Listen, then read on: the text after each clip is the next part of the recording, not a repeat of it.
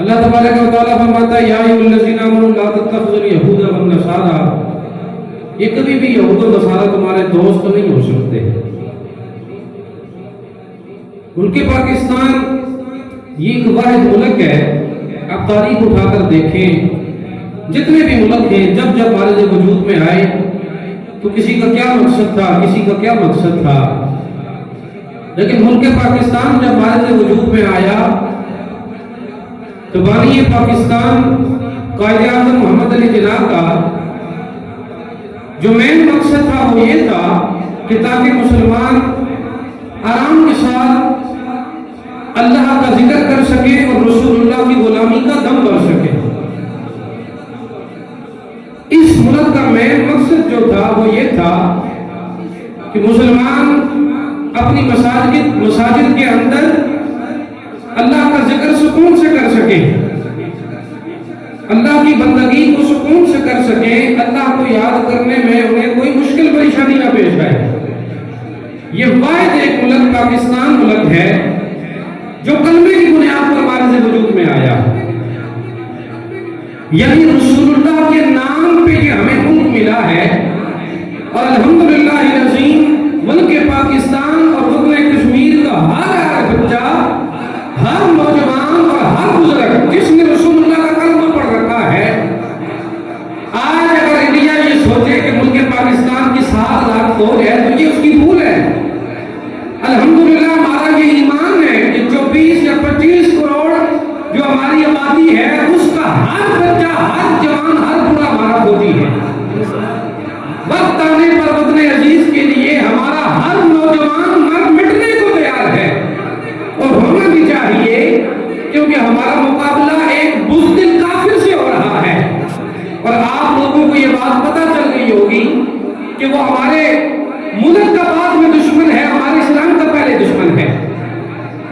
جس طرح انڈیا نے بزدلی کا مظاہرہ کرتے ہوئے رات کے پہرائی میں حملہ کیا، اور حملہ بھی مساجد پر کیا گیا، مدارس پر کیا گیا، یہ بات واضح طور پر اس بات کو بیان کر رہی ہے کہ اگر انڈیا کو سب سے زیادہ خطرہ ہے تو وہ اسلام سے خطرہ ہے۔ اس نے جو مساجد پہ حملہ کیا، یہ حملہ یہ بات واضح کر رہا ہے کہ رسول اللہ کے غلام ہر وقت اپنی جان ہتھیلی پہ رکھے ہوئے ہیں، اور انڈیا بھی جانتا ہے کہ اگر ان کے رسول اللہ کے غلاموں سے ہمارا مقابلہ ہوا تو انہوں نے ہمیں چھوڑنا کبھی نہیں ہے۔ انڈیا کا مساجد پہ حملہ کرنا اس بات کی گواہی ہے کہ انڈیا اگر سب سے بڑا دشمن ہے تو وہ اسلام کا دشمن ہے، کیونکہ وہ جانتا ہے مدارس و مساجد کے اندر رسول اللہ کے وہ نوجوان غلام تیار کیے جا رہے ہیں جو وقت آنے پہ ناموس رسالت کی خاطر بھی اور ملک پاکستان کی خاطر بھی جان دینے کو تیار ہیں۔ اور یاد رکھیے مومن کا تو یہ شعار ہے، اور الحمدللہ ہم دعا کرتے ہیں کہ مالک ہمیں شہادت کی دولت عطا فرمائے۔ مال تو ویسے بھی جانا ہے ہم نے، تو کیوں نہ اپنے ملک کی خاطر بندہ انسان جان دے کر چلا جائے، اور شہید ہمارا ایمان ہے، اور اللہ کا قرآن کہتا ہے وَلَا تَقُولُوا لِمَن يُقْتَلُ فِي سَبِيلِ اللَّهِ أَمْوَاتٌ بَلْ أَحْيَاءٌ وَلَٰكِن لَّا تَشْعُرُونَ۔ یاد رکھنا میری ماں اور میری راہ میں مارا جانے والا مردہ نہیں ہوتا، بلکہ وہ ہمیشہ زندہ اور جاوید ہوتا ہے۔ سبحان اللہ۔ تو اس مشکل وقت میں آج کچھ لوگ ایسے موجود ہیں، انٹرنیٹ پہ دیکھنے کو ملتا ہے کہ جو فوج کو تنقید کا نشانہ بنا رہے ہیں۔ یاد رکھیے گا صلاح الدین ایوبی کا ایک بڑا مشہور جملہ ہے کہ جس وقت ملک جنگی حالات میں ہو یا کسی مشکل میں ہو، اپنے ملک کے خلاف آواز بلند کرنے والا یا اپنی فوج کے خلاف آواز بلند کرنے والا سب سے بڑا غدار ہوتا ہے۔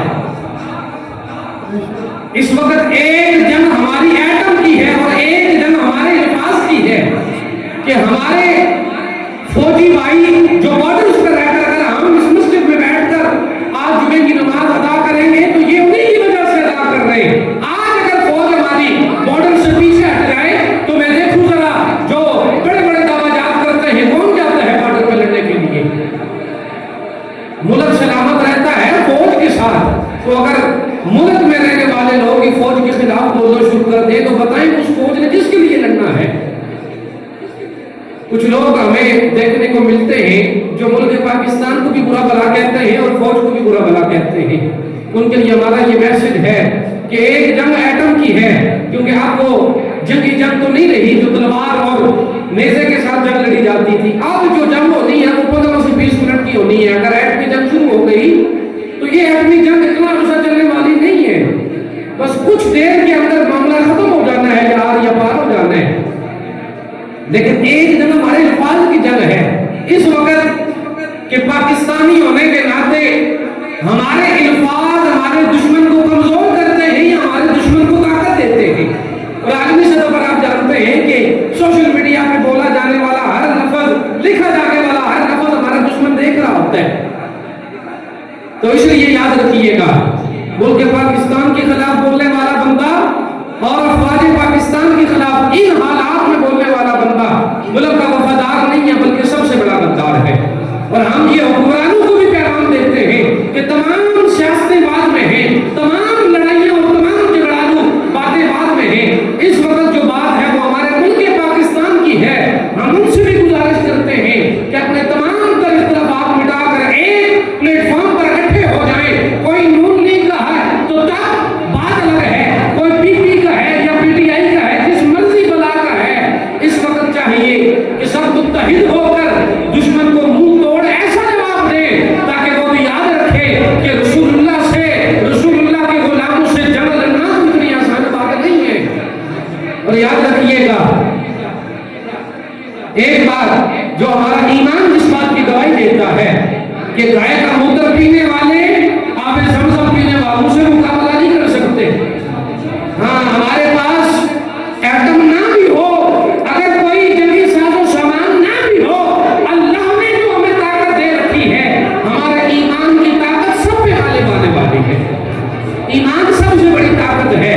اور یاد رکھیے قبلہ بابا جی علامہ خادم حسین رضوی رحمۃ اللہ تعالیٰ علیہ کا بڑا مشہور جملہ ان حالات میں ہمیں یاد آ رہا ہے کہ جب مساجد کے سپیکرز بند کروائے گئے، یہ بھی انہی کی چال تھی.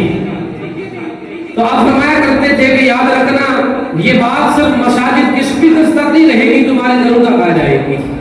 اور آج آپ لوگ دیکھ رہے ہیں کہ وہ کیسے دلیری کے ساتھ، بہادری کے ساتھ ہمارے ملک کو نشانہ بنانے کی کوشش کر رہا ہے. الحمدللہ العظیم ہمارا فخر ہے اس بات پر کہ وہ کبھی بھی ملک پاکستان کو ہرا نہیں سکتا. الحمدللہ العظیم ملک پاکستان اور پاکستان میں رہنے والے باشندے ایٹم پہ بعد میں انشاءاللہ اس پر امید بعد میں رکھتے ہیں، پہلے وہ امید اپنے ایمان پر رکھتے ہیں. اور یاد رکھیے جنگیں ہمیشہ ایٹم سے نہیں لڑی جاتی، جنگیں جذبوں سے لڑی جاتی ہیں. ہاں رافیل طیارہ جو کہتے تھے بڑا مان تھا جس پہ انہیں بڑا کس سے سنایا کرتے تھے کہ ہم نے طیارہ لے لیا تو اب یہ ہو جائے گا یا وہ ہو جائے گا. لیکن الحمدللہ سلیوٹ کرتے ہیں ہم اپنی افواج پاکستان کو جنہوں نے چند منٹوں میں ان کا غرور خاک میں ملا کر بتا دیا کہ گائے کا گوبر کھانے والوں تم لندر مصطفیٰ کھانے والوں سے مقابلہ نہیں کر سکتے. یہ ملک پاکستان میں رسول اللہ کے نام پہ ملا ہے. اور یاد رکھیے انگریز اور کافر کی ہمیشہ یہ چال رہی ہے کہ مسلمان کو کھوکھلا کیا جائے. مجھے بتاؤ اگر یہ وطن عزیز ہمارے پاس نہ ہوتا تو کیا ہم اس طرح آزادی کی زندگی رہ سکتے تھے؟ آج پوچھیں اگر کوئی فلسطین سے یا کشمیر میں بسنے والوں سے کہ آزادی کس چیز کا نام ہے؟ اگر ہماری مائیں اور بہنیں آج عزت کی زندگی گزار رہی ہیں تو اس وطن عزیز کا صدقہ گزار رہی ہیں. اللہ کریم کی بارگاہ میں دعا کرتے ہیں مالک تا صبح قیامت ان کے پاکستان کو سلامت رکھے. اور انشاءاللہ العزیز یہ کسی دنیا دار کے نام پہ بنائی نہیں ہے. ہاں آج وہ الگ بات ہے کہ ہم نے بنیادی مقاصد کو بلا دیا اور باتوں میں ہم مشغول ہو گئے. ملک پاکستان کے اصولوں اور اس کے قواعد و ضوابط میں سے بنیادی جو قاعدہ ہے وہ یہ ہے کہ اس ملک پاکستان میں نظام مصطفیٰ نافذ کیا ہے. جن کے نام پہ یہ ملک بنا ہے ان کے نام کا پرچار کیا جائے، حضور کی ناموس پہ پیدا دیا جائے. جب ملک پاکستان میں رہنے والے باشندے رسول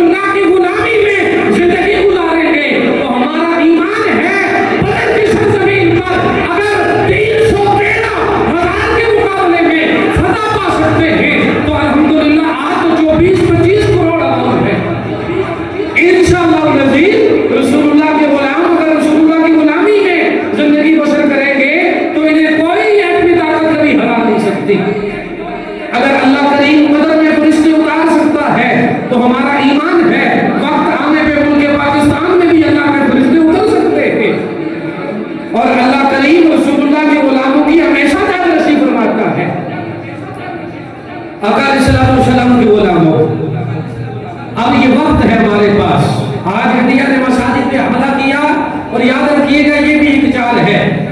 آپ لوگ دیکھتے آئے ہیں کہ مختلف پلیٹ فارم سے ہمیشہ مسلمانوں کو چھیڑا گیا. کبھی ناموس رسالت پہ حملہ کر کے، جب ناموس رسالت پہ حملہ ہوتا کوئی بات کرتا تو عوام کیا کہتی ہے جی ان کی اپنی باتیں ہیں. اپنی باتیں نہیں ہیں. کفر ہمیشہ یہ چھیڑ کر وہ چیک کرنا چاہتا ہے کہ مسلمانوں میں ایمان کتنا باقی ہے. اور یاد رکھیے جب تک مسلمانوں میں ایمان باقی رہا کسی کی ہمت نہیں